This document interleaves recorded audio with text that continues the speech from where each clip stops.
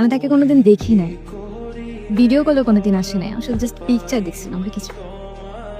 এইভাবে অনেক ভালো একটা সম্পর্ক ছিল, অনেক বেশি কেয়ার করতো। মানে আমি কোনো কিছু বলার আগে না বুঝে যেত কেমনে যাই।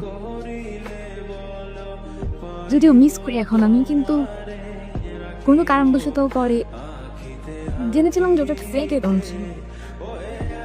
মানে এত নিখুঁতভাবে মানুষ কিভাবে আরেকটা মানুষকে ঠকাইতে পারে আমি আসলে জানি না। এই 2 বছর হয়ে গেছে আমি কোনো রিলেশনশিপে যেতে পারতেছি না, মানে আমি কাউকে বিশ্বাস করতে পারতেছি না। অনেকে আসে আমার কাছে, আসে মানে অনেক কিছু বলে আর কি, আমি এই জিনিসগুলো নিতে পারি না।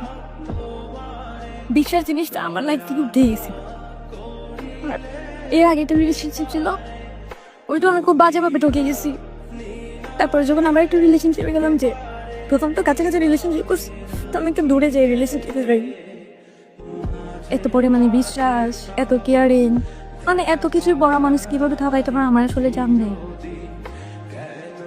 তারপর থেকে আমার মানে কারোর প্রতি বিশ্বাস আসে না।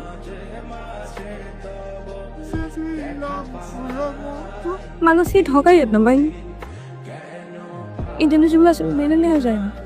একটা মানুষকে এত পরিমাণে বিশ্বাস করার পর হঠাৎ করে যখন মনে হয় যে আমি যার সাথে ছিলাম সে একটা ভুল মানুষ, যার কোনো অতীত আমার লাইফে নাই,